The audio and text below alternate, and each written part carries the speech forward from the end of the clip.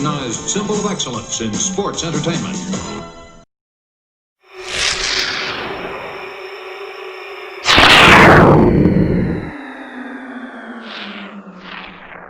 Gotmark76 This Week, 1990.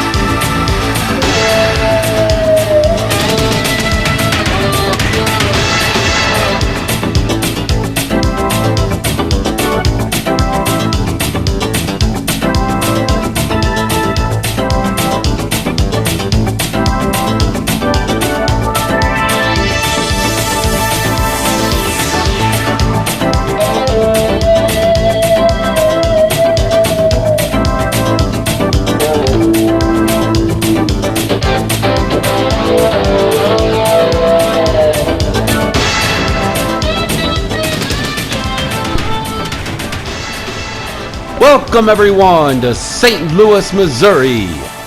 Welcome to the historic Kiel Auditorium.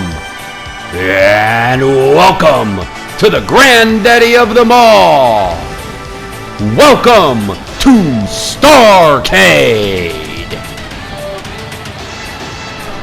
And now we head down to ringside with the one and only Gotmark and Big Brother Bill Knight.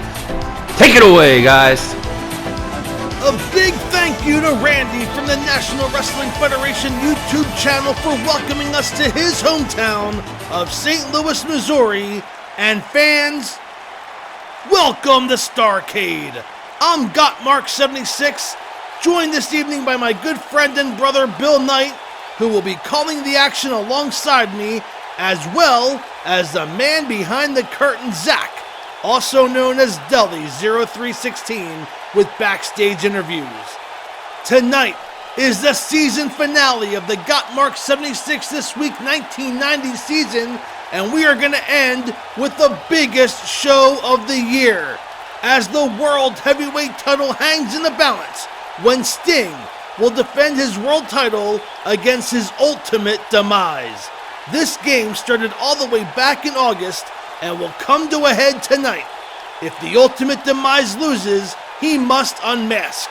Bill, it does not get any bigger than this. That's right, Mark. It doesn't get any bigger than this. Sting knew heading into the game with the Black Scorpion that it was going to end with Sting facing his ultimate demise. But during the course of that game, the henchmen were all revealed as being from Sting's past. And the Black Scorpion was his longtime friend and mentor, Eddie Gilbert. That must have had a huge mental effect on Sting. Something tells me the ultimate demise must also be from Sting's past. Will the identity of the ultimate demise be revealed tonight? We'll find out.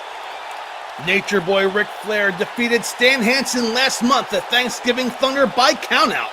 The former six-time World Heavyweight Champion seems to still have some pull with the matchmakers here in World Championship Wrestling, as he requested and was granted a rematch tonight for the U.S. title in a no countout pinfalls count anywhere in the building match. Ric Flair represented the NWA in World Championship Wrestling for many years as the face of the company. You tend to have a little pull. However, I question why he would choose a pinfalls count anywhere match, as that seems to be in favor of the brawling style of the big man from Borger, Texas, Stan the Lariat Hansen. I'm looking forward to seeing how this match shapes up. And Bill, let's keep it with the Horsemen, as Arn Anderson and Tully Blanchard will challenge World Tag Team Champions Doom in a bunkhouse rules match. All four men will be in the ring at the same time, no countout or disqualifications. Well, you know, Mark, last month at Thanksgiving Thunder, Arn Anderson defeated Hacksaw Butch Reed to get this match and pick the stipulation again. I question why Arn and Tully would want to fight in a bunkhouse rules match, in a match that seems to favor the world champion's doom. Could there be something up the Horseman's sleeve? Barry Windham will defend the World TV title against the returning Great Muta.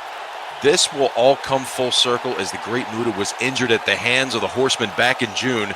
He missed the last several months with his torn ACL, and I wonder if he'll still be the same high flyer we saw prior to the injury. Barry Windham will have his work cut out for him regardless. Bill, tonight we will see a match I never in a million years thought we would see, as former best friends and tag team partners face off when Ricky Morton takes on Robert Gibson in a no-holds-barred match.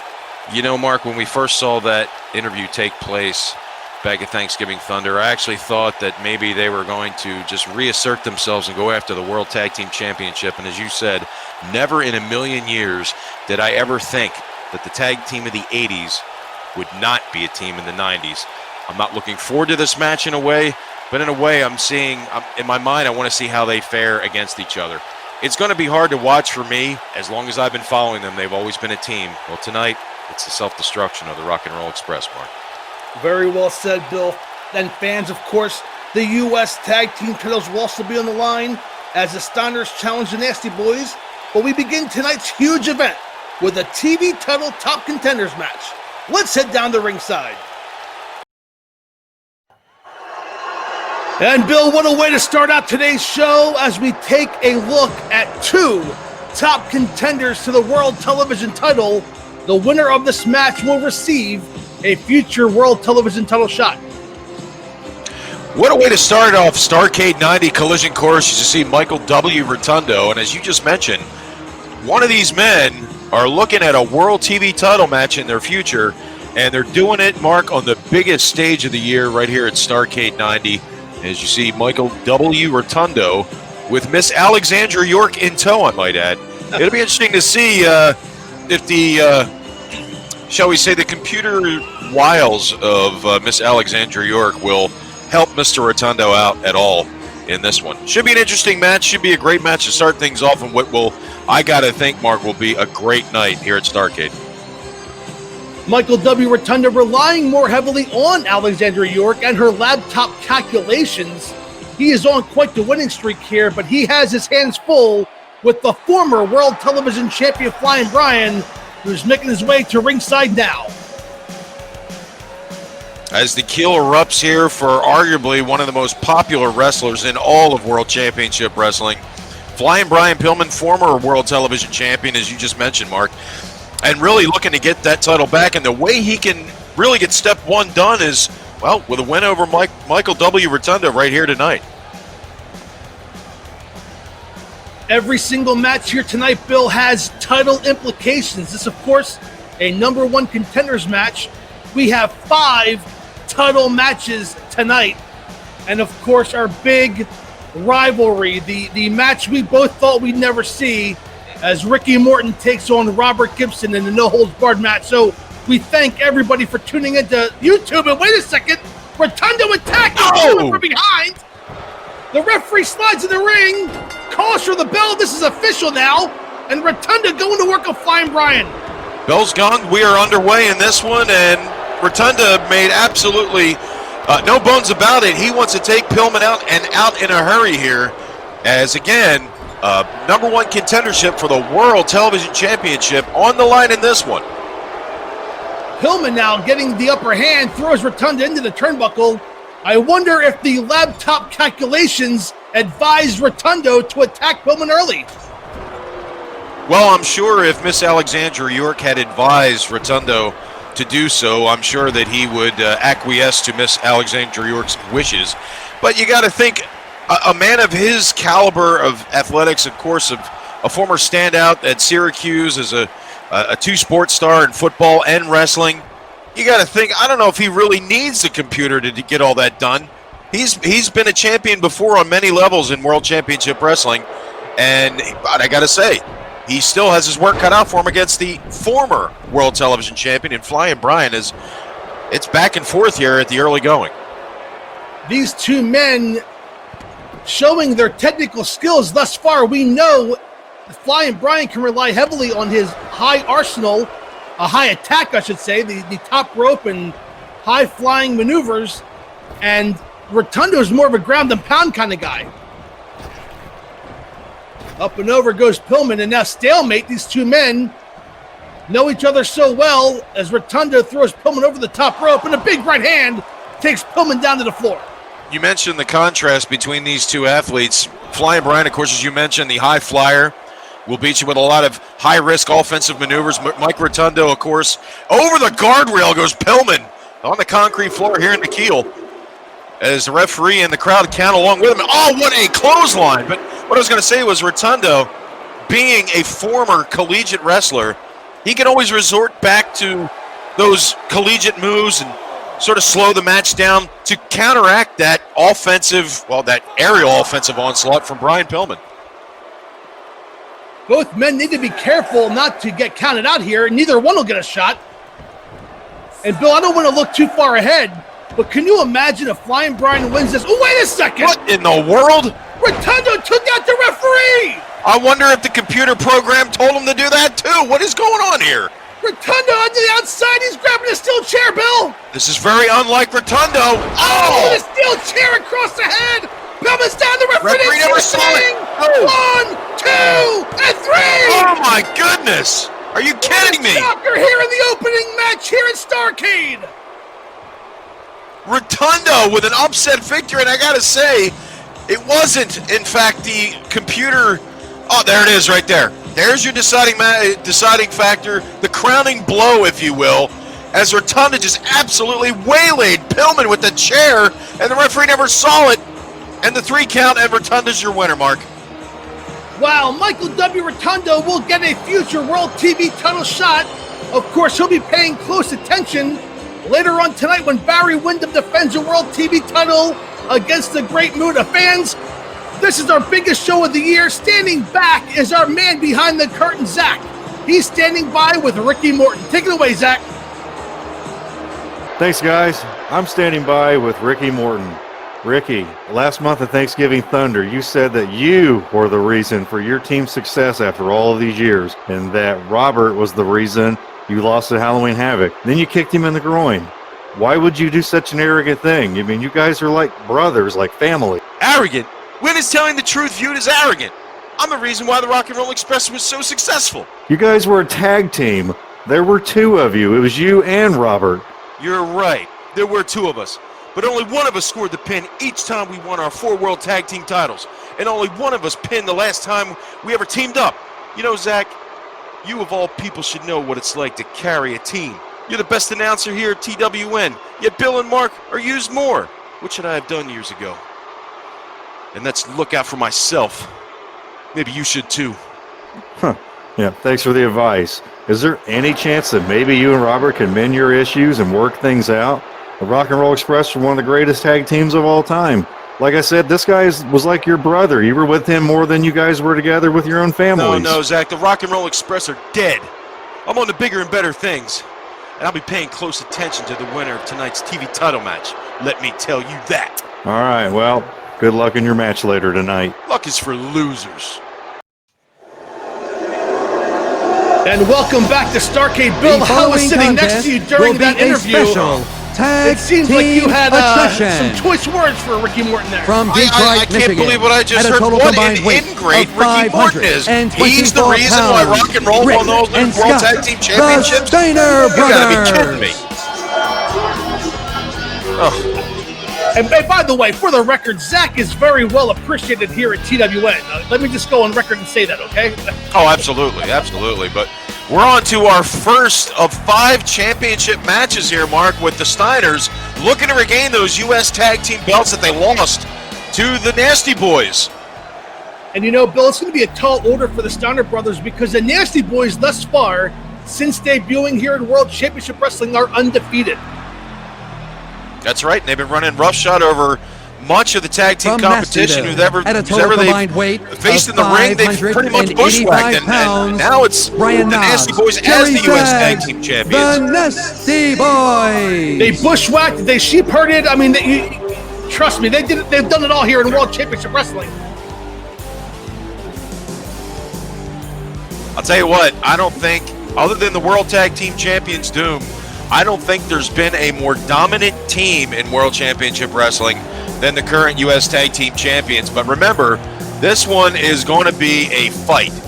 I mean, no holds barred. It's all over the place. The last time these two teams got together, it was Katie bar the door. It was all over the arena. And I would dare say I would expect the same thing here tonight, if not more. Oh, and they're going right at it here as Scott Steiner going to work on Jerry Sags. And Rick Steiner with a suplex over on Brian Knobs. We'll do our best to call the action. Texas Tornado rules there. All four in the ring. All four fighting at the same time. It was, like I said, it was just a melee the last time these two teams got together. And the Nasty Boys defeated the Steiners for the United States Tag Team Championship. We'll see what happens here tonight. But I'll tell you what, it's going to take a heck of an effort to get those belts off the Nasty Boys, who as I've mentioned, have been dominant over the last few months. And they have been dominant, Bill. But, you know, look at Rick and Scott. They entered the year as World Tag Team Champions. They lost those titles to Doom back in February, and then they rebounded and won the U.S. Tag Team Championship. So the Steiner brothers are synonymous with having gold around their waist. It's certainly strange not seeing tag team belts of any kind around the waist of the Steiners. Wow. Jeez! Went for an elbow on the floor and missed. Wow. You talk about high risk. You don't get any more high risk than that when Jerry Sags leaps off the top rope and missed. Hit nothing but the floor, and the floor doesn't give. And that has opened the door for Scott Steiner. Suplexes Sags on the outside as Rick is working over Knobs inside the ring. The referee paying close attention to the action inside the ring, Bill, as it's going to be a pinfall or submission that wins the match. Oh! Over the head, belly-to-belly suplex by the dogface on Brian Knobs on the inside. But remember, Mark, pinfall got to take place in the ring. We got to cover here. And a breakup by Sags just in time. And now the Nasty Boys with a 2-on-1 on Rick Steiner. But here comes Scott to even the odds. The divide and conquer didn't work for that brief moment in time as Scotty now with Jerry Sags as he gets planted face first on the canvas. A nice flapjack maneuver by Scott Steiner. And now Knobs and Rick go the outside. Inverted backbreaker by Scotty.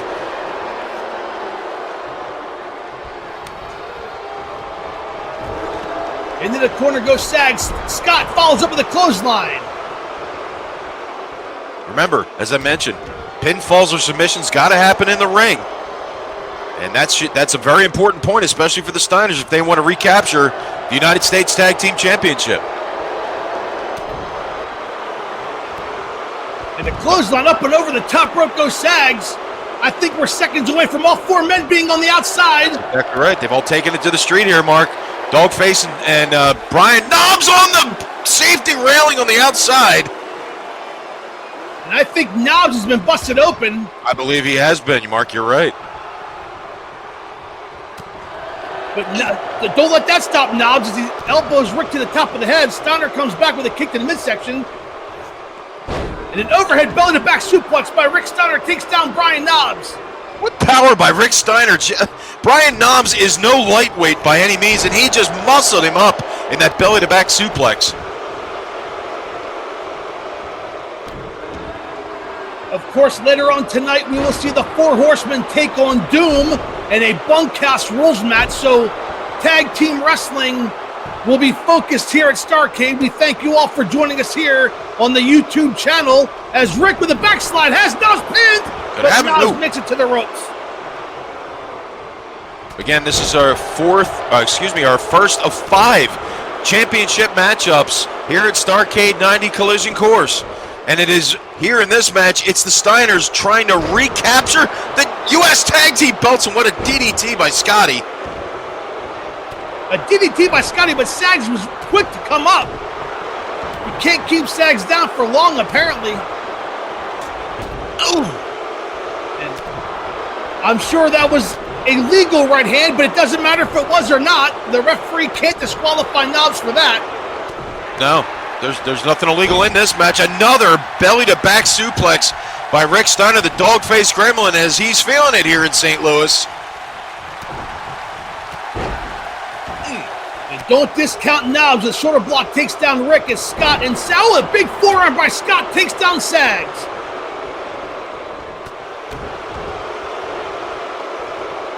Remember, pinfalls or submissions in this one will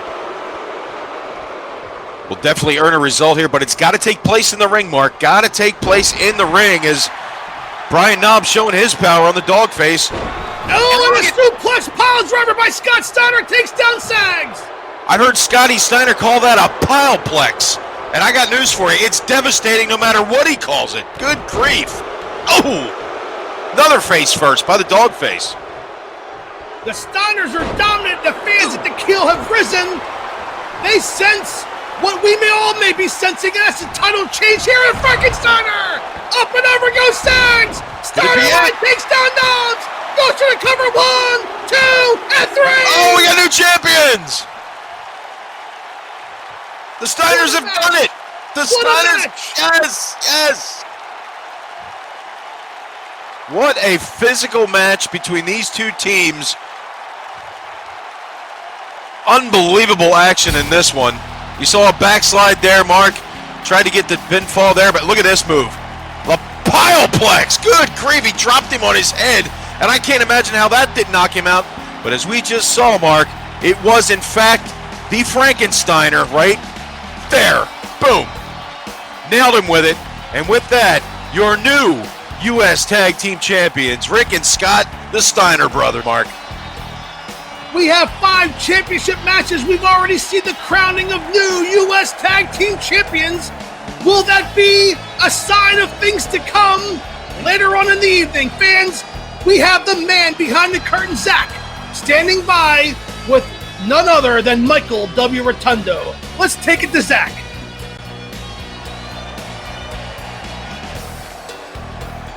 Thanks, guys. I'm standing back here with Michael W. Rotunda.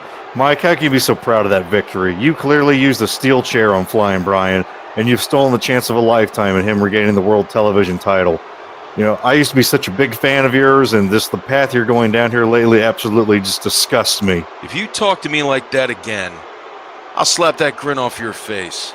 A win is a win, and a future TV title shot lies ahead with the winner of Barry Windham and the Great Muta. According to Miss York's laptop calculations, Barry has a 67% chance of walking out TV champion. If I end up facing him, he's someone I know very well. We're former partners. If the Great Muta is able to pull off a victory, we'll have ways to beat him too. That doesn't change the fact that you just screwed Flying Brian. Back to you, Bill and Mark.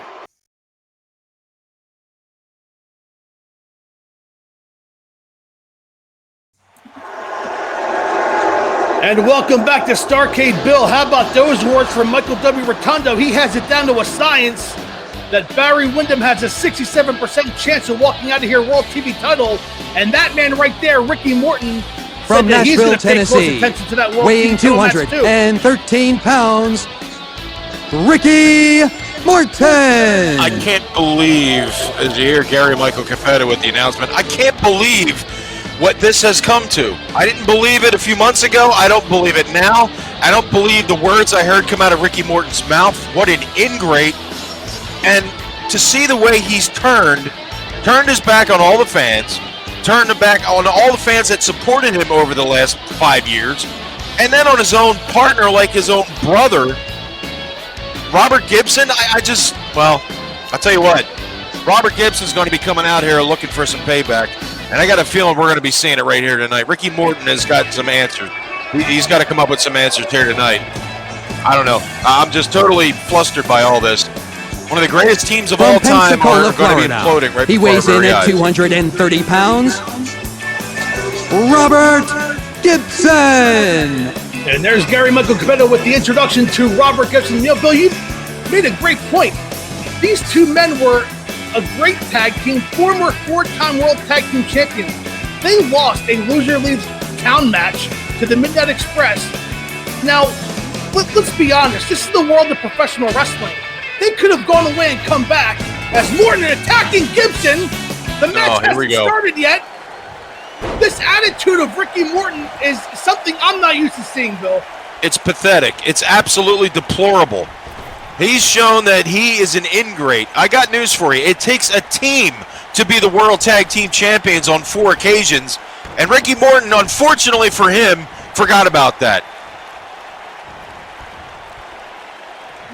Getting back to my point, you know, we've seen in the world of wrestling, Bill, loser leave town matches where a tag team or a wrestler can go away. Maybe they go overseas, they refine their craft, and they come back, and maybe a different management or different situation presents itself where they come back into the fold. But Ricky Morton was hiring a team of lawyers to get himself a contract here and forgetting about his tag team partner the whole time. I'm incredulous to the whole situation. As Robert Gibson now mounting some offense against his former partner, former 4-time World Tag Team Champions, and Ricky Morton, I don't know. Somebody's been whispering in his ear or something. I don't know. But we are seeing, and sadly enough, inverted atomic drop by Robert on Ricky Morton. A few years ago, I would have never said, I thought I'd hear myself saying, an inverted atomic drop by Robert Gibson on Ricky Morton. It's just, it's terrible, if I may be so frank to say. Please be frank away. Ooh, right into the guardrail. Ooh. And you'll notice the referee not counting this as a no-holds-barred match. That's right. No countouts, no disqualifications. And that might give Robert Gibson an opportunity for revenge for that low kick to the groin last month at Thanksgiving Thunder. Of all the teams that we've seen in professional wrestling, the one team that I never ever thought would ever come to blows, so to speak, would be this team right here. As I mentioned, as you mentioned, and as everybody knows, they were as close as brothers. I mean, you mentioned there. I mean, you heard Mark mention that they spend more time together than they spend with their own families, for Pete's sake. And for Ricky Morton to now all of a sudden change philosophies that he was the reason why they won the World Tag Team belts 4 times? Unbelievable. Yeah, Ricky Morton, I mean, he took a fact that he did get the pinfall each time they won, but again, it's a team effort. Exactly. And he distorted that to make it fit his own agenda. As Gibson suplexes Morton back into the ring, goes for the cover, hooks the leg. Referee counts 1, 2, and through. A kick out by Morton. Gibson almost had him. Yep. I don't know. Again, Ricky Morton had his team of lawyers getting him a contract here. I don't know what the future holds for Robert Gibson after this match. I don't know if the powers of being World Championship Wrestling will give Robert Gibson an opportunity to wrestle here, because they did lose a loser leaves town match. With that said, you have to think that Robert Gibson's going to give everything he has here today against Ricky Morton to at least show that he's worthy of a contract here in WCW. You got to figure, too, that if he were to come out victorious, he would probably get the eyes of the promoters on him. And you know what? Maybe that would sway them enough for them to keep him on the roster.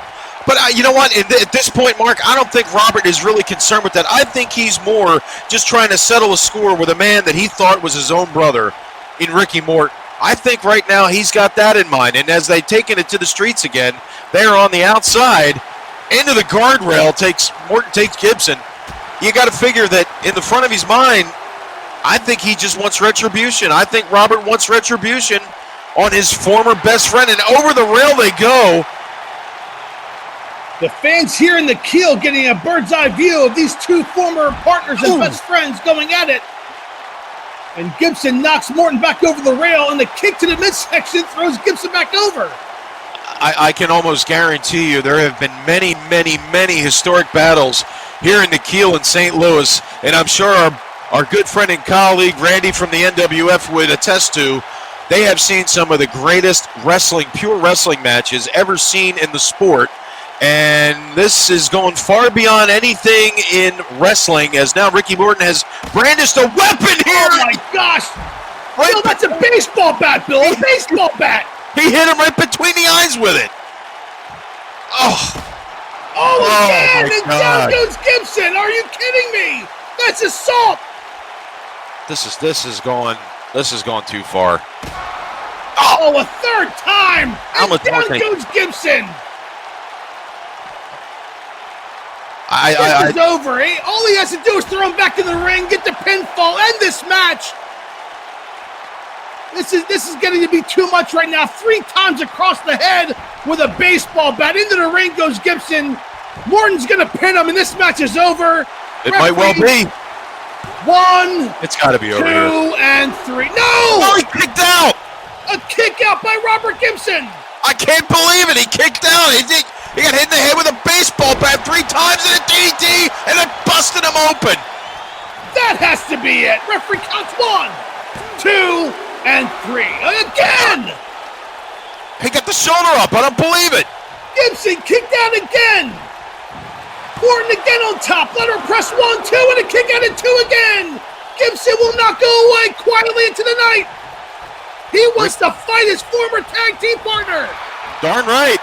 I said he wants he's got to want retribution for all this. And Ricky Morton, quite frankly, I don't think he could believe what he just saw. He hit him in the head 3 times with a baseball bat, down him with a DDT, and he kicked out twice. And if you're Ricky Morton, you're thinking, what do I have to do to put my former partner away? Perhaps a figure 4. Here it comes, locked in. It is. It's locked in. Can Gibson escape? He's trying to turn it over, Bill. But a series of right hands breaks the maneuver. He got out of it. Oh, what a battle this has been, and what punishment, what physical punishment Gibson has had, and a DDT of his own. Gibson with a DDT takes down Morton, but he's not going for a cover. He wants to induct more punishment. He's going to the outside, Mark. It looks like he's heading up to that top for that 3rd floor. He's going up top. He's up there. Eyeing up Morton. What does he have in store here? He leaps, and a drop kick missed. He Morton swatted him shoved aside. Yes, he did. Oh. Another shot to the already bloodied head of Robert Gibson as now Ricky Morton ascends to the 3rd floor. Leaps, and this time Gibson rolls out of the way. These 2 men know each other so well, Bill. I was just going to say that. They got to know each other better than anybody. Being 4-time former World Tag Team Champions is Robert Gibson with a double axe handle right to the head of Morton. Gibson now setting up Morton. What's he have in store here? Going for a neck breaker blocked by Morton and a clothesline into the corner. And down and a knee to the head. Again, Morton climbing the top rope. Has him lined up, and this time he connects with a knee drop. That might be it. If he goes for Wait what's a he second. doing? He's going up top again. Bill, he didn't even go for the cover there. Oh, a knee across the chest. Oh. He's going up. He's not going up again. He's Going going up for a 3rd time. Well, he hit him in the head with a bat 3 times. May as well go for the off the top rope knee drop for the 3rd time, and he's still going. This is. End this match already. This is disgusting. This is hard to watch, Bill. But Gibson's getting up. And a crossbody off the top.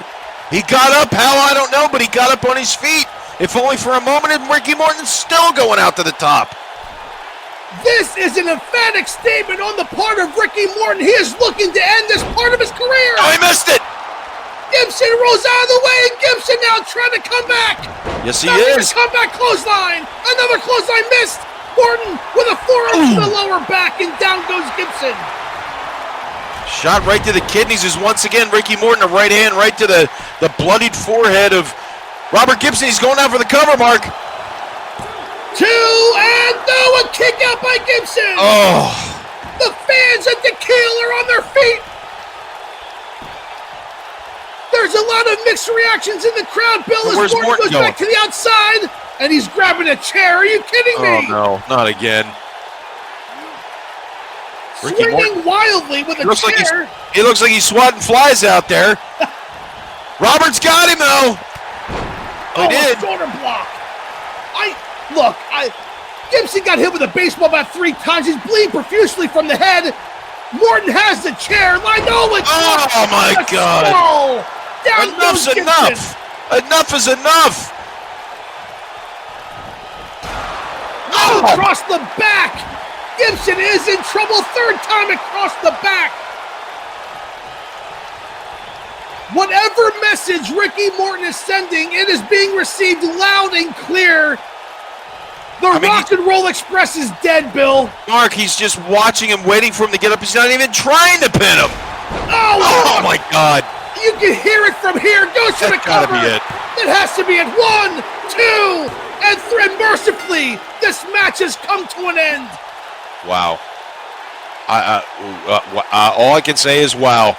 It was no holds barred. Yes, I didn't think in my wildest imaginings not only would I ever see this match, but how it ended.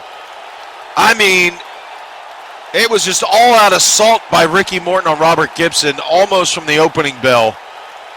Robert Gibson did show signs of some signs of offense, but in the end, Ricky Morton just pulled out all the stops, and we now know truly where his intentions lie.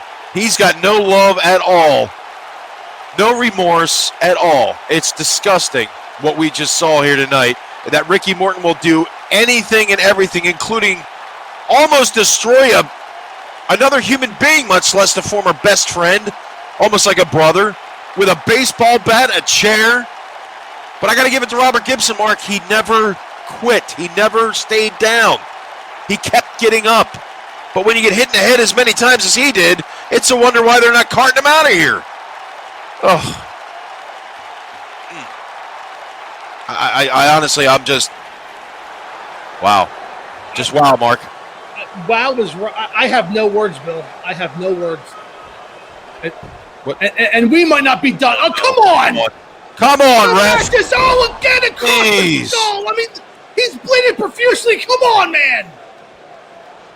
What is he trying to prove? I mean, is all this really necessary? What in the world is he trying to prove here? I can't.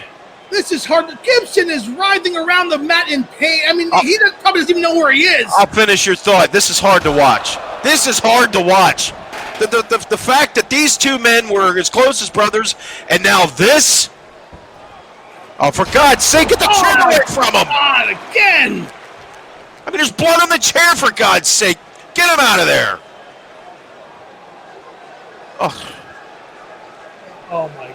No, come on, man. Not again. Come on. Referee, get in there. Come on, man. Can somebody in the back come out and stop this? Give me a break here. Oh. Fans, Zach had a chance earlier today to talk to the World Heavyweight Champion Sting. Oh, man. Let's go to some pre-recorded comments. All right, guys, here we are. I'm standing by with the World Heavyweight Champion Sting. Stinger, tonight you face one of your biggest challenges, but you have no idea who it is. What are your thoughts as you prepare for this huge match tonight? Well, Zachariah, been in this position before. I didn't know the identity of any of the henchmen prior to wrestling them. Each time I had to find out their strengths and their weaknesses on the fly, make adjustments in real time. But unlike the others, I had an encounter with this man last month at the Clash, and while it was brief, I was able to take away that he is strong.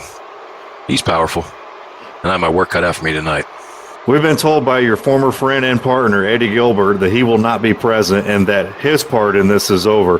How does that make you feel going into the night's main event? Definitely wasn't cool that my mentor and longtime friend in this business turned his back on me. But knowing that he will not be there allows me to focus squarely on the challenge at hand. Not everyone has a chance to take on their demise head on, but I do. All right, there you have it, folks. Good luck tonight, Sting. I know that many Stingers around the world and here in the arena tonight is going to be cheering you on. Thanks, Zach.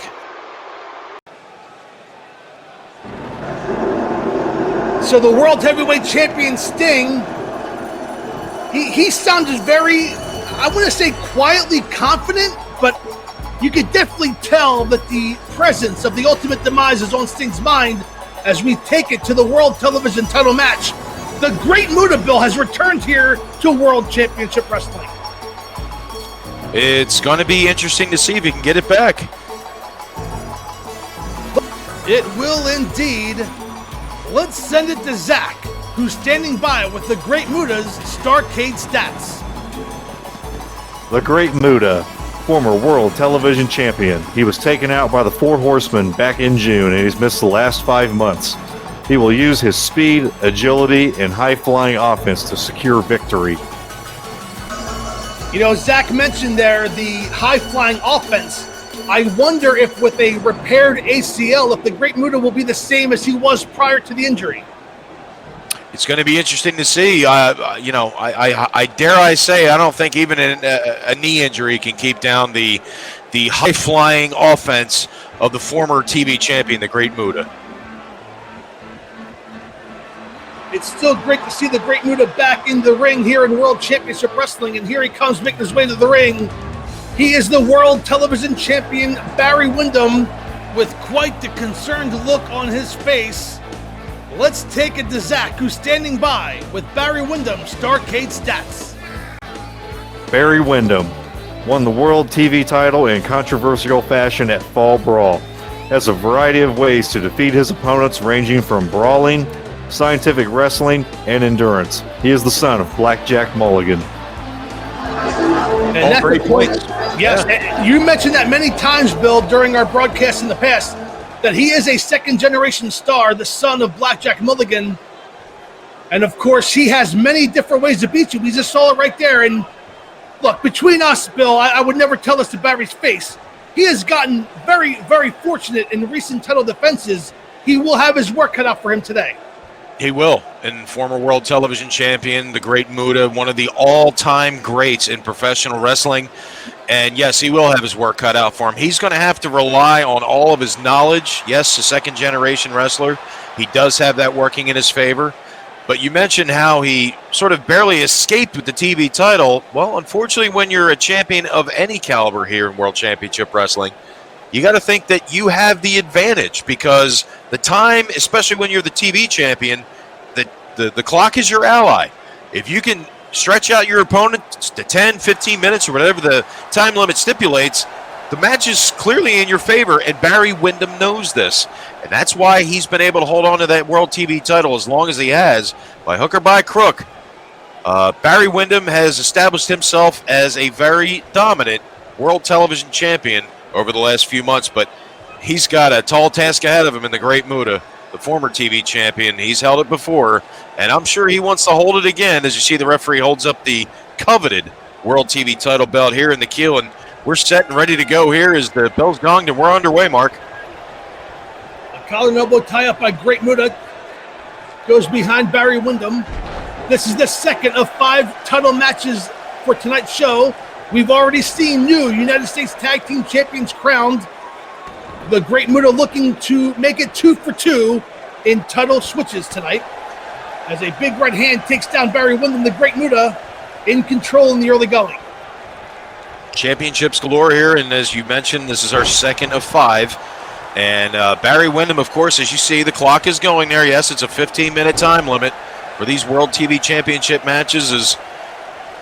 They're still kind of feeling each other out here in the early going. You got to think Barry Windham has not seen this man, has not been in the ring with this man in quite some time. The Great Muta also has to sort of kind of feel his man out, kind of, just make sure that he's got to maybe sense if there's a weakness. Great Muta is a veteran.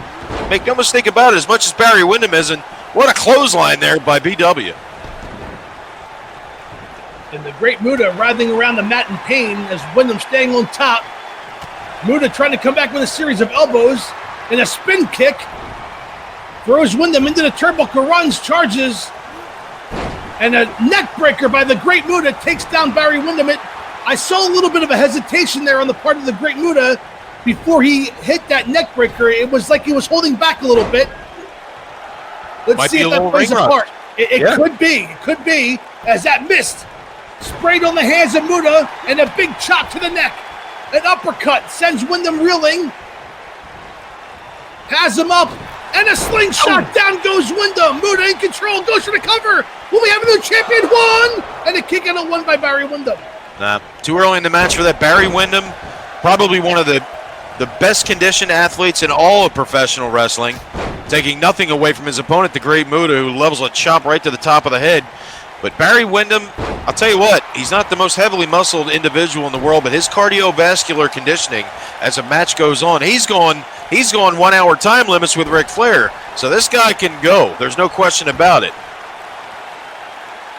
And there are some great points. And again, we stressed earlier before the match started, Now, will we see a modified version of the Great Muta? We don't know if he can hit all those aerial attacks or if he wants to mentally. I mean, let's be honest. He was on the shelf for 5 months. Maybe he doesn't want to do those high-risk maneuvers, and thus far we are seeing a little bit of a different style in the Great Muta. I mentioned ring rust. It could be that also he's come back a little bit heavier. He's been training really. It looks like his physique has changed a little bit. He's certainly a little bit more ripped. He's probably come in a little bit heavier muscled during his extended layoff, especially trying to get his body rehabbed from the knee injury. And speaking of knee, a knee drop, a Ric Flair-esque knee drop right to the forehead of the challenger, the Great Muta. But to finish my thought there, I think that the Great Muta, yeah, he does have a little ring rust. He's been on the shelf for a few months. But I think that as the match goes on, and yeah, he only has maybe a little over 11 minutes left to try to get it done, but certainly somewhere along the line here, you got to figure we got a claw here, Mark. We got to get the claw here. The claw hold locked in. That's one of the ways that Barry Windham has put his opponents away. Can the Great Muta fight out of it? Or will Windham retain the title in about 5 minutes? And the Great Muta trying to punch his way out of it, and he does. A punch in the midsection breaks a hold. But Windham right back in control, and a slam down to the mat goes the Great Muta. Windham goes for the cover. Referee position counts 1, and a kick out at 1 by Muta. I saw him using that claw hold, and he has put guys down before with the claw hold before. I don't know if he has it quite as good as Blackjack Mulligan used to do it, but I'll tell you this. He's put some of the best down with it, but he has so many weapons, Mark, as you mentioned, so many weapons in his arsenal to take down an opponent for the victory. He's setting him up, and there the line misses by the Muta. Had it well scouted by the Great Muta. Throws Windham into the turnbuckle, runs, and there it is, a springboard elbow.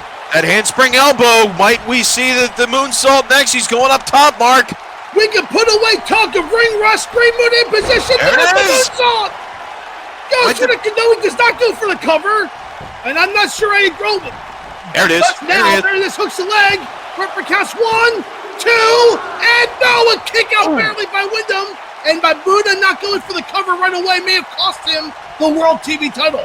I think that when he hit Windham at that point, I think he may, because you got to figure how many months has it been since he's done it. He may have knocked the wind out of himself momentarily. That's probably the reason why he didn't go down for the pin right away, is Windham unceremoniously brings Muta back in with that up and over suplex. That's a great point. Maybe the wind was out of the Great Muta because he did not.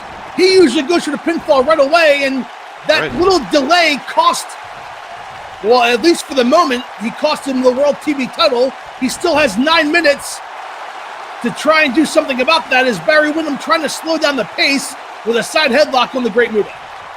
I was going to say, this is in Barry Windham's strategy. You want to keep the high flyer on the ground. That's the way to do it. Leaning on him as Muta finds himself out of that as he goes for the chop right to the chest. Floors down the World TV champion, but Windham right back. What resiliency by the TV champion. And Windham now with a ladder press, goes to recover 1, 2, and no, a kick out by the Great Muta. Talk about Windham, resiliency.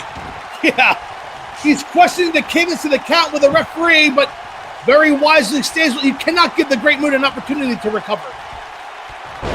Oh, and a reversal by the Great Muta, nicely done. Windham looked like he was going for a side salto suplex there, but as you mentioned, the Great Muta reversed it. As now he's going some martial arts maneuver, those side kicks. And, another clothesline maneuver by Muta. He's going out to the top, Mark. He's going to that third floor again. And as the match goes on, he drops the leg across the neck of the Barry Windham, the World TV champion, goes for the cover. Referee in position, counts 1, 2, and no, a kick out by Barry Windham. I was going to say, Muta have been taking lessons from Beautiful Bobby. That was a tremendous flying leg drop. And I think the Great Muta is getting more and more a big clothesline. I was going to say he's getting more comfortable climbing the top rope, Bill, as the match goes on. Going for the claw again, this time blocked by the Great Muta. And it well scouted. He sent him down.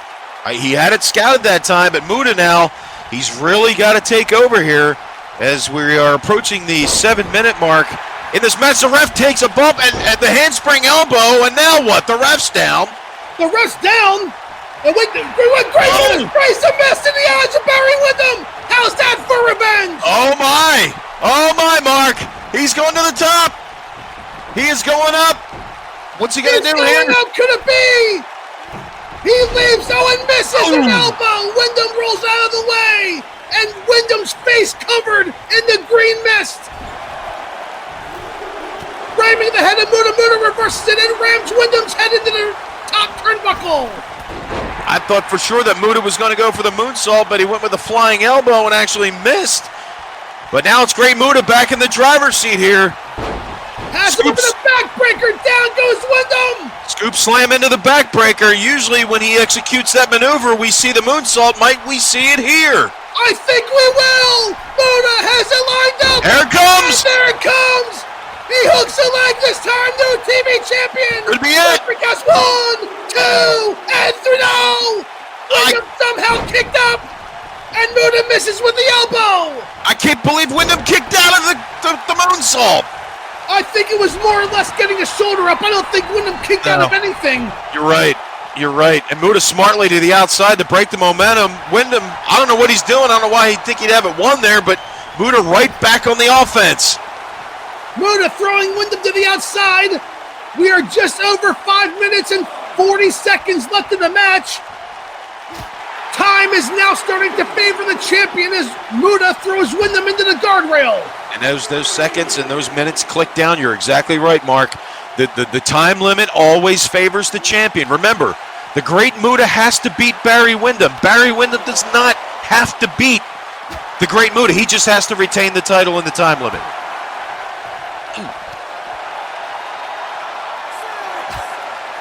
I'll tell you what, Mark. Counts up to 6, Bill. I think the ring rust is off, my man. I think that's all. I think Muta's back.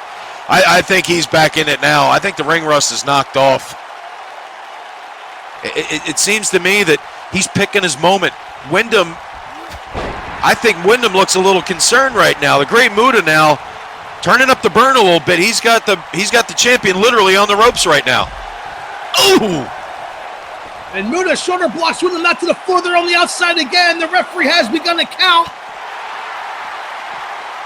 And Muta, I'm sure he wants to win the World TV title. He also wants a measure of revenge. There was a horseman that took out the Great Muta back in June. But Muta needs to be conscious of the time and, of course, the referee's count here. That's right. In order for the Great Muta to get the World Television Championship here, to earn the World Television Championship, he's got to get Windham in the ring, and he takes him face first here on the floor, here in the keel. I'd like to see less spraying of the mist and more staying on top of Barry Windham as he throws Windham into the ring post. And now, ramming the head of Windham into the ring post. The referee's count is up to 8. He needs to be careful. He's got to get him back in the ring if he wants that TV championship. Windham back in the ring. And 10! And 10! That's it! Oh no. Muta threw Windham back into the ring, and that broke up the count for Windham, and Windham's going to win this match by count out. Your winner and still World Television Champion, Barry Windham. Fans, the World Tag Team titles are on the line next as Arn Anderson and Tully Blanchard challenge Doom. Don't go away. We'll be right back after this quick timeout.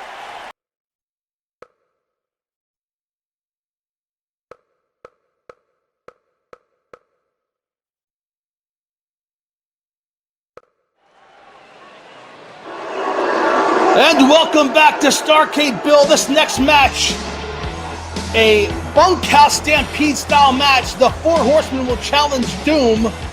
Teddy Long has been barred from ringside. And I got to think that could probably favor the Horsemen, but you never know. When you have the Four Horsemen, there's always somebody lurking in the Arn shadows. Anderson and Tully Blanchard, both members of the Four Horsemen. They're former two-time World Tag Team Champions. Arn Anderson defeated Butch Reed at Thanksgiving Thunder to earn this shot. Both are former television champions, and Tully is a former United States heavyweight champion. And there's Zach with the Starrcade stats. You were saying, Bill.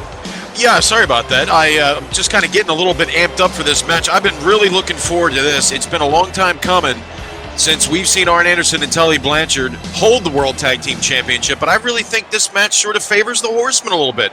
You know, I'm not trying to choose sides or anything here, but I've seen the Horsemen in bunkhouse matches. Doom with Theodore R. Long. Both are former football stars. Butch Reed played linebacker for the Kansas City Chiefs. Ron Simmons is a 4-time All-American at Florida State University. They won the World Tag Team titles back in February at our pay-per-view Wrestle War. Bunkhouse rules may favor them. Now, see, there you go, Bill. Zach's Starrcade stats tend to disagree with you. They think that this match may favor Doom.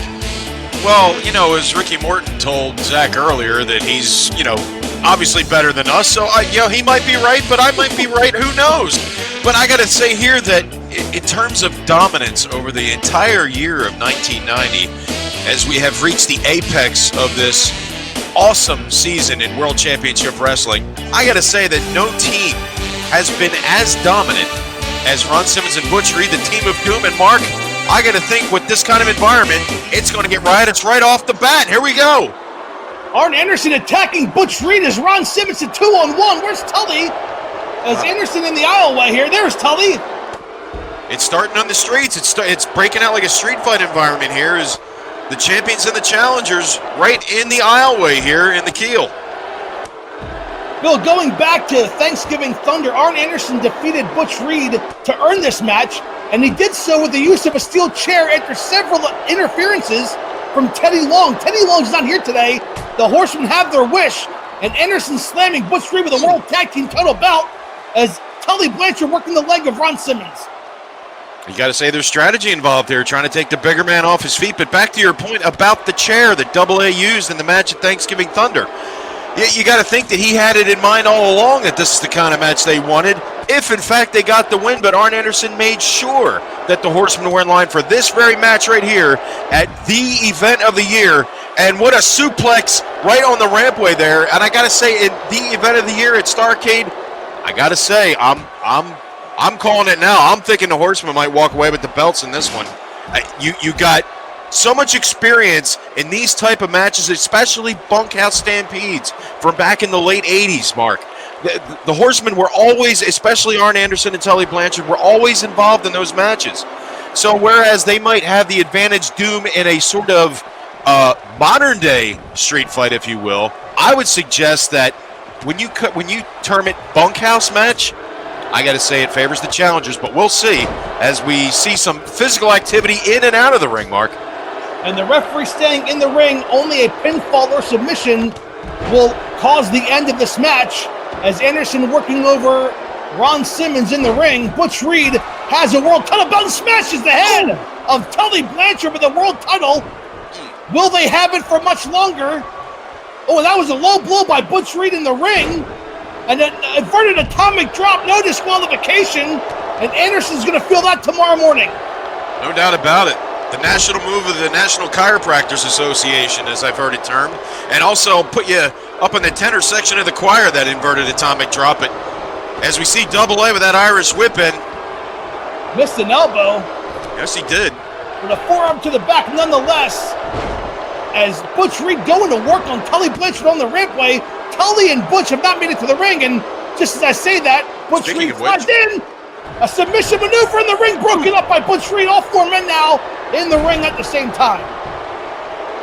But I found it to be quite ironic at the Clash of the Champions Thanksgiving Thunder. What a power slam!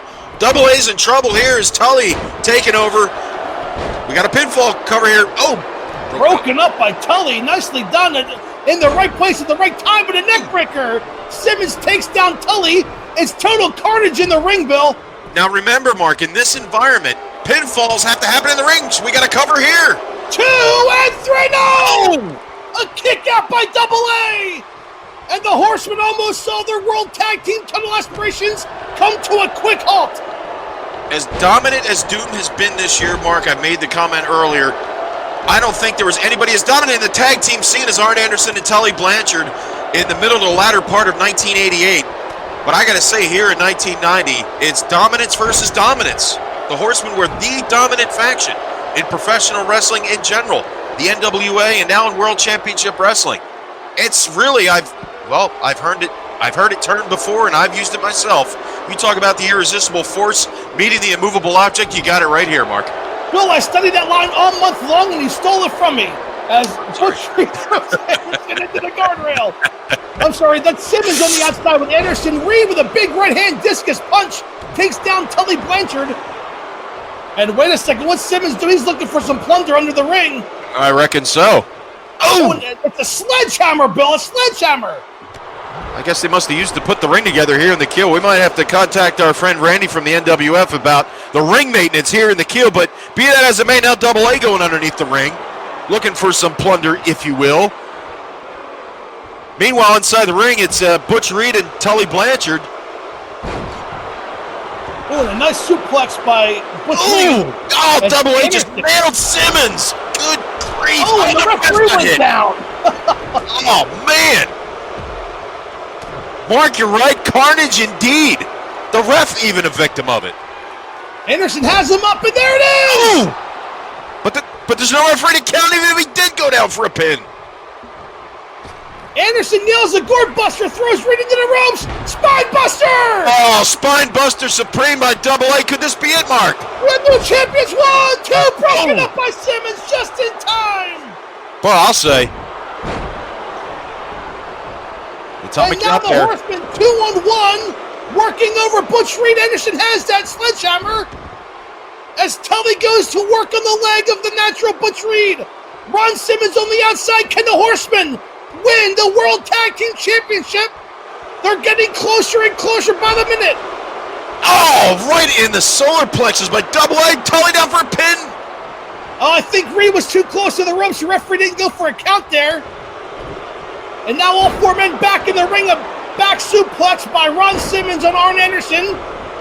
And Anderson rolls out of the ring. Well, that leaves Tully in the ring with Simmons and Reed. And I don't like his odds on that. Simmons goes for the cover. Will they retain 1, 2, and a kick out by Blanchard? How Tully got out of that, I will never know. Now Reed setting him up for a pile driver. Oh, he stuffed it. What a pile driver. And a clothesline by Anderson as Reed rolls to the floor. Simmons now in the ring. Oh, blocks that. And a nice gut wrench suplex by the All-American Ron Simmons. Rolls over Anderson, going for the cover. Lateral press 1, and broken up by Tully. What a match this has been so far. It's been everything we expected and more. And look at this. Look at the power here by the All-American Ron Simmons out of Florida State with that gorilla front face slam. And Double A with a forearm shiver right to the face. And he's got a sledgehammer shot. And another one.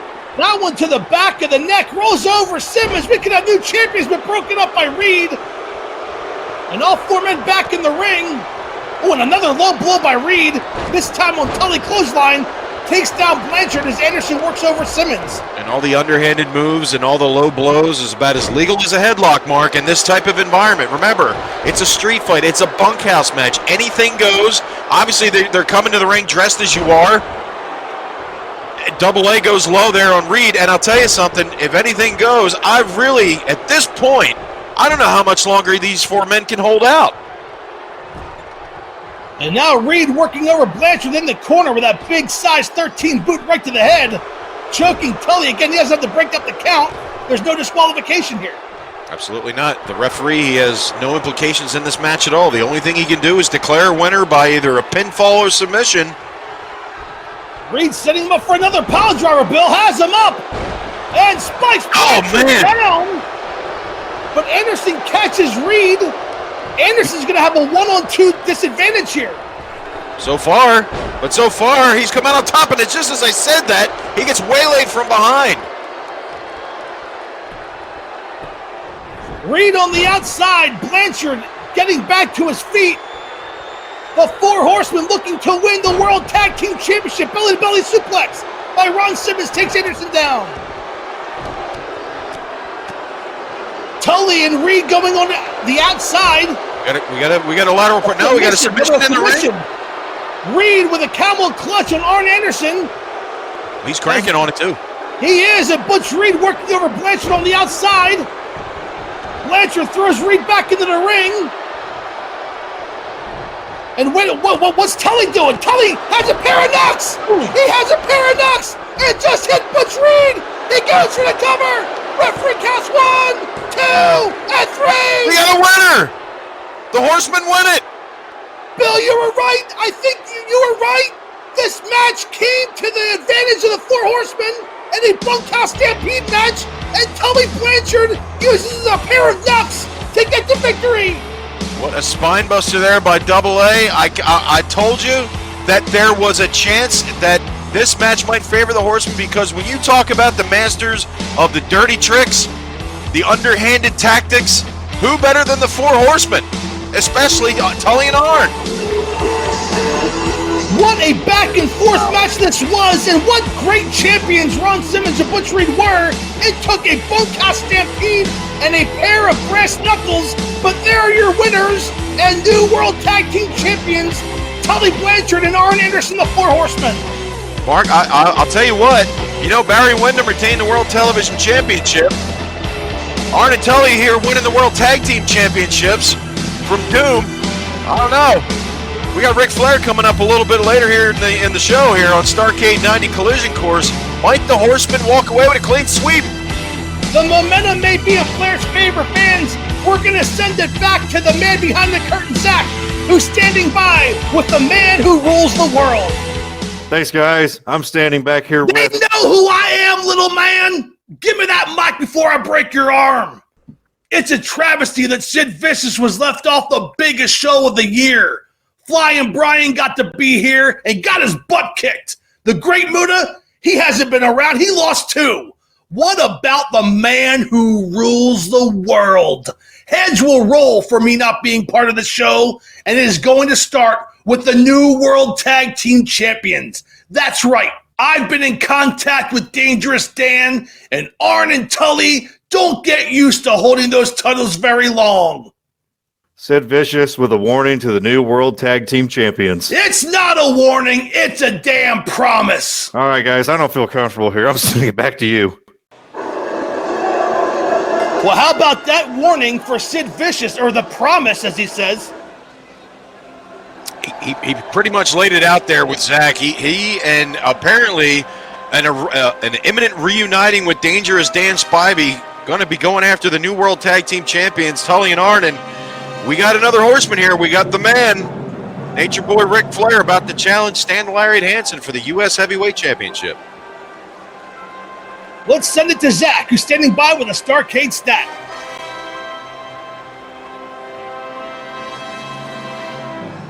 Nature Boy Ric Flair, former 6-time World Heavyweight Champion. He will attempt to bring the United States Heavyweight title back to the Four Horsemen tonight. With pinfalls counting anywhere, he will look to use his devastating figure 4 leg lock inside or outside of the ring.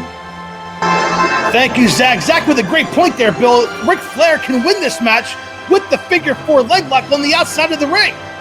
Pinfalls count anywhere, not just pinfalls, decisions. And as Zach just so adeptly mentioned there in that Starrcade stat, if Ric Flair can smack that figure 4 on you anywhere in the arena, as tough and as bad as a man as Stan Hansen is, not many can withstand a figure 4 leg lock, and it might be a matter of time at that point.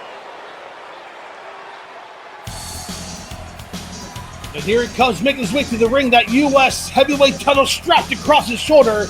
The big man for Borger, Texas, Stan the Lariat Hansen. And we're going to take it to Zach with Stan Hansen's Starrcade stats.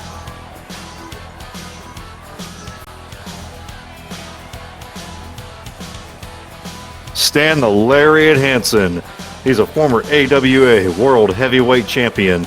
He won the United States Heavyweight title back at Halloween Havoc. He's the first wrestler to perfect the clothesline maneuver, which he calls the Lariat, which once broke the neck of Bruno Sammartino. Now that is a good point in and of itself. When you can break the neck of one of the all-time legends in all of professional wrestling with a clothesline so devastating that you name it the Lariat, that's saying something. That could be a deciding factor in this one too, Mark.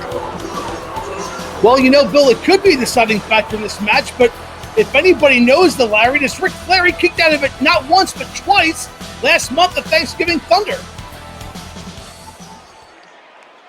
And Flair in the ring, they're not going to waste time this time. Flair with a knee lift takes down Hansen. The bell has rung, this match is official. And Flair with a chop takes down Hansen. And there you see the Nature Boy, the cock of the walk, wooing to this crowd here in the Keel. He's had plenty of matches here in the Keel, has Nature Boy Ric Flair, as he measures Hansen with that chop, but wow, another one stunts. Hansen doesn't go down, Bill. He's like chopping a side of beef. He's so tough, he's so thick, and what a football tackle by the U.S. champion, Stan Hansen. Oh, and Flair tried to end it early with a roll-up from behind. Read here. 1, 2, and a kick out by Hansen. This match was almost over in record time. Flair has the U.S. title and drills Hansen with it. I was going to say, Hansen didn't even get his cowboy hat and his vest off, and Flair already nailed him with his own title. Unbelievable. Bill, I'm going to go back to a point that you made when we called our last match. You said that maybe Arn Anderson chose the Bunkhouse Stampede rules match because they knew it would favor the Horsemen. Did Ric Flair choose or ask for a pinfall count anywhere because he knew he could beat Stan Hansen in that match? This is all coming together, Bill. The Four Horsemen could very well walk out with most of the gold here in World Championship Wrestling. They could very easily walk out of here with 3 championships in their possession before the night's all said and done. I'll tell you something, to answer your question, I think Ric Flair wanted to get that U.S. title any way he could, even in a match that maybe did not favor Ric Flair. Ric Flair is the master technician. Remember, he's won the World Heavyweight Championship on 6 prior occasions, and he didn't do it by street fights and bunkhouse matches and anything like that. He won it with wrestling. I think that he's trying to get Stan Hansen into a trap here by luring him in on his own terms. Remember, we saw the matches back in July at the Great American Bash when he took on Paul Orndorff. We've seen so many matches with Hansen that ended up in a street fight environment. But remember one thing, Mark, and we've known this, you know this, and everybody knows this about Ric Flair. He is the dirtiest player in the game, bar none. And if there's a way, an advantage that anybody can seek out on a champion, that man is Nature Boy Ric Flair. They are all great points that you make, Bill, and, you know, come to think of it, Ric Flair lost that title match at the Great American Bash to Sting. He cannot challenge for the world title while Sting is world champion. So the only thing he can do is go for the U.S. title. And it makes perfect sense from Ric Flair's perspective. Inside cradle. Got inside cradle. As of 1, 2, and a kick out of 2 by Hansen. I think that Nature Boy Ric Flair has got a game plan just like all the Horsemen do. They're so businesslike about this sport, and it shows in their win-loss record. It shows in the championships they've had in the past. And I think Ric Flair now with the U.S. title really on the brink here. Oh, what a move. And Hansen's over 300 pounds. You talk about using some leverage there, but I think at this point the Horsemen, knowing that they could possibly dominate some titles here in the NWA and World Championship Wrestling, who knows if Sting's going to be the champion the next time Flair, if he wins the U.S. title tonight, that still has yet to be decided. But Ric Flair never, ever, ever looks past any opponent, and I'll guarantee you one thing, Mark, I've seen Ric Flair a lot over the years, as have you. He's never looked past any opponent and takes every match as it comes. And there he takes down Stan Hansen. Ric Flair has been in control of this matchup for the most part. And just as I say that, Hansen has Flair in the corner. Hansen's tough as shoe leather. He can take a tremendous amount of punishment. We've seen matches with him and Luger, obviously. We've seen him with matches with Paul Orndorff. We've seen these two together before. I'll tell you something. He can take a lot of punishment. He can take anything Ric Flair can dish out. But and remember one thing. If he gets that figure 4 on Hansen, I don't know. There's only so much you can take of that figure 4 before you really can't stand up anymore. And that's a great point. You know, Stan Hansen has been known to also use a Boston Crab as he goes for the cover. Flair down 1, 2, and 3. No, barely. Flair barely kicked out. Hansen having words with the referee. Oh my gosh, I know where this could go. But Hansen going back to work on Flair. He didn't kick out, Mark, as you just mentioned. He just raised that shoulder up off the canvas, just literally millimeters away from losing this match. Oh, and Hansen with a big chop to the... Oh, and Hansen was going for the lariat there, and Flair blocked it. with an elbow. Nicely done by the Nature Boy. Had that move well scouted, and now Flair working the leg of Stan Hansen. Of course. As soon as he could get himself into a position where he can get the big man from Borger, Texas off his feet, you know as just as well as I do, his coup de grace maneuver, his finishing maneuver has always been the figure four leg lock. Ironically enough, Mark, and I got to say this, only one time in his career has he ever won the World Heavyweight Championship with the figure four, but he won it against Dusty Rhodes in St. Louis, ironically enough, in this very city back in 1986. But Dusty Rhodes passed out from the pain. He never gave up. But what a DDT by Hansen. Flair is in a world of trouble. Hansen goes for the cover. Referee position 1, 2, and 3. No, again. Flair barely kicks out. Hansen questioning the cadence of the count. I don't think he can believe it. I mean, I can't believe it. But Flair, I'll tell you something. That could obviously, I think that's actually going to demoralize Hansen a little bit. As if to say, what am I going to have to do to beat this man? Here it comes, Mark. Here it comes, a figure four leg lock, locked in. Can Hansen escape? Hansen's going to have to escape as pinfalls count anywhere. That's right. Flair really locking it in deep. Referee is listening to that. I quit, I concede. A tap out, something. Hansen trying to turn it over and does. Oh, but Bill, wow. the damage is done. Hansen No in doubt. a lot of pain. Hansen can barely stand up. No doubt about it. With an inside cradle, has Hansen pinned. Referee counts 1, 2, and 3. Oh, we got a winner. We got a new U.S. champion. Unbelievable. Just that quick. Just that quick. Bill, Wow. you're right. Ric Flair only won that one world title with a figure four, but he was wise enough to go right for the inside cradle immediately after locking in the figure four. That's exactly right. And once he got that inside cradle, he worked on that leg enough that I don't think Hansen could kick out anymore. You got to figure, as we take a look at here, the near fall, and there's that one near fall, he just barely got the shoulder up off the canvas. And here's another look at that DDT. I thought that might be it. He spiked Flair on that one. Much to my surprise, Mark, this match saw very little action on the outside. They kept it in the ring, which is very surprising. Good. Bill, I don't look now, but what your premonition said earlier came true. The Four Horsemen now have the World Television Champion Barry Windham, the new World Tag Team Champions Arn Anderson and Tully Blanchard, and the new United States Heavyweight Champion Ric Flair. Is there a more dominating force in wrestling today? I don't think so. You're looking at it right here. Four of the most dominant athletes in all of professional wrestling are now carrying some gold again, and Ric Flair is just the latest in. He's the new United States Heavyweight Champion. Fans, we have one more match coming for you, a huge main event when Sting will defend his world title against his ultimate demise.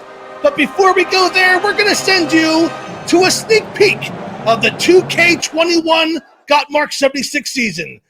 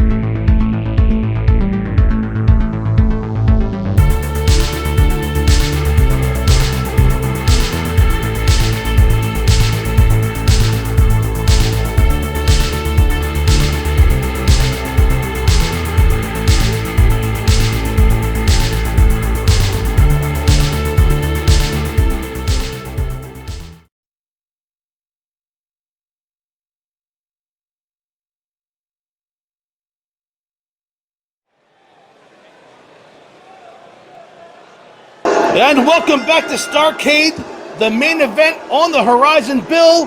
The Gotmark76 2K21 season Fantasy Warfare coming your way on January 18th. I can't wait. As much as we've seen this past 1990 redo, I can't wait to see what happens in 2K21, Mark. And here he is, Sting's Ultimate Demise. Let's send it to Zach with an Ultimate Demise Starrcade stat.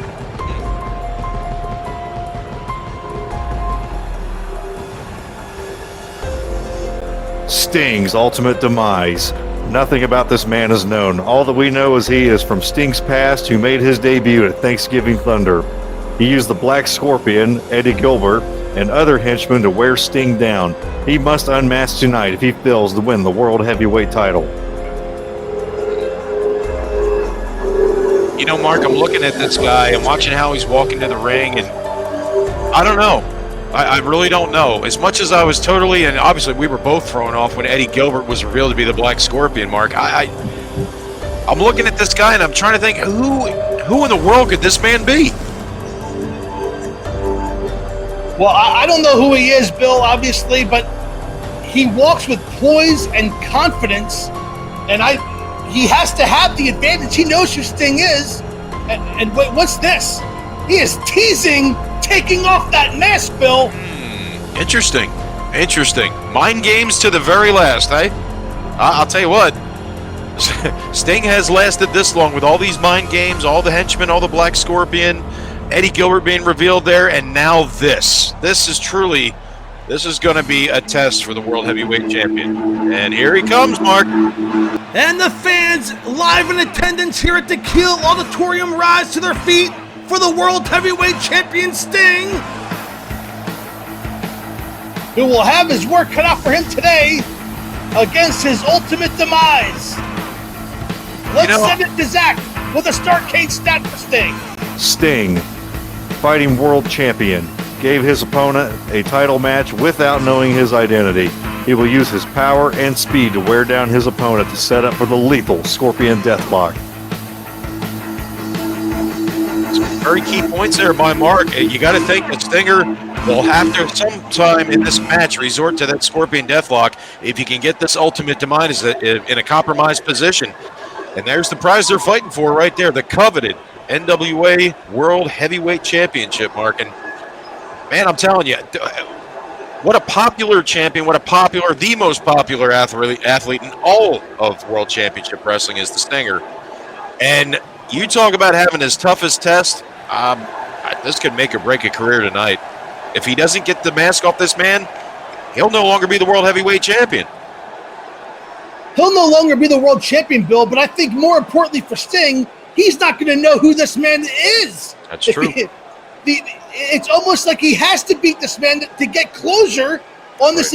It's been 5 months, Bill, since the Black Scorpion came into Sting's life. It was revealed to be Eddie Gilbert, but Eddie Gilbert all along said, "This is what I'm setting you up for, your Ultimate Demise." And I mean, Sting has to win here, or I don't think he's gonna have much momentum. No, you brought up a great point. It's about closure. He wants to not only retain his world title, and the only way he can do that, obviously, is by somehow defeating a man who knows him, but that Sting does not know. Now, you talk about not being able to study your opponent. This is going to be interesting, Mark, to say the very least. And these two men lock up with a collar and elbow tie-up. The Demise has Sting in the corner. Will we get a clean break? And we do. And Bill, just an aside, it doesn't look like the Ultimate Demise has missed many days in the gym. No, he in that outfit that blue outfit it looks like he was cut out of a piece of granite. Certainly in great physical condition, and much to my surprise, there's no brawling here. There's actual wrestling moves going on here. So it's obvious that this man, he can wrestle. And, you know, I'm sure much to the surprise of the world champion Sting, because like us, he didn't know what he was getting himself into either. And the fact that he put the world title on the line in this match just proves to me what a fighting champion he really is, Mark. And the Ultimate Demise with a big forearm smash. Down goes Sting, and The Ultimate Demise flexing in front of Sting, and Sting did not take too kindly and takes down the Ultimate Demise. Flexing, huh? Interesting. I'll tell you what, we saw some wrestling at the first. We saw a little posturing there, maybe trying to get Sting into a false sense of security as the Stinger going after the arm here, the well-developed arm, I might add. Oh, down for the pinfall. Oh, not even a 1 count, Bill. The Ultimate Demise kicked out rather quickly there. You know, Sting's henchmen that he had to face were all from his past, and you brought up a great point in our opening of this show that you believe that this man is also from Sting's past, and has him up in a good press slam, and a power slam down to the mat goes Sting, and the Ultimate Demise in control. A gorilla press into a power body slam. What strength this man has, and there's an inverted Samoan drop there.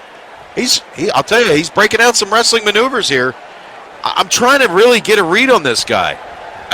I'm just not putting it together here. I can imagine what's going through Sting's mind right now after all the mind games, all the turning of his best friend and sort of mentoring away, Hot Stuff Eddie Gilbert. All of the things that he's been through over the last 5 or 6 months, and it's all come to a head here at Starrcade.